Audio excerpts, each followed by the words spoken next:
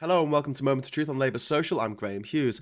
I often say that Tories are all in it for themselves, and the only reason that any of them got into politics in the first place was to feather their own nests. Now, I've seen nothing in the last 13 years that would dissuade me of this opinion. In fact, everything I've seen from this Conservative Party has merely reinforced this belief that they're just a band of thieves. After all, the word Tory comes from an old Irish word meaning thief, so I'm far from the first person to notice this phenomenon.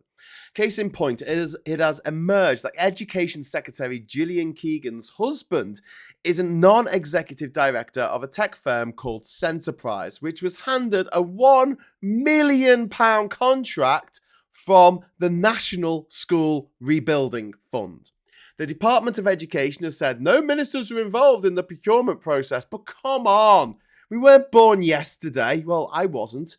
Do you really think this company, Centerprise, will want this Michael Keegan character as a non-exclusive director on their board for no reason whatsoever? Well, maybe had he been with the company for 20 years before his wife even became an MP. But if you thought that, then you clearly haven't been paying attention. Michael Keegan became a member of the board of directors at Centerprise in 2018. His wife, Gillian, became a Tory MP in 2017, a year earlier.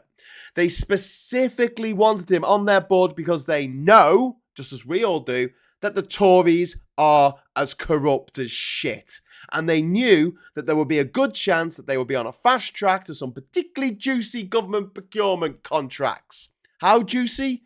Well, 1 year ago this week, it was reported that Centerprise, with Michael Keegan on the board, had been awarded £24 million worth of government contracts for designing IT systems for the Ministry of Defence. But wait, it gets better. Well, no, I mean it gets even worse. Michael Keegan has another job apart from having a non-executive role on the board of Centerprise International. He also works as a Cabinet Office civil servant responsible for, drumroll please, the government's relationship with suppliers. And one of their preferred suppliers, to the tune of at least £25 million of taxpayers' money, is the IT company that he's a non-executive director of. Now, maybe there are people out there who think this is normal.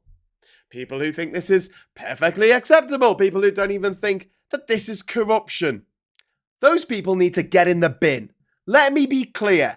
These conservative shithousers are completely 100% taking the absolute piss out of the British people.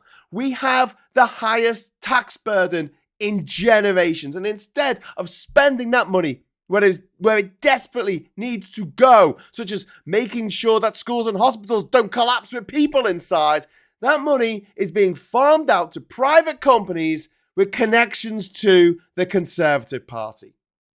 I don't want to just see this band of criminals out on their arses after the next election.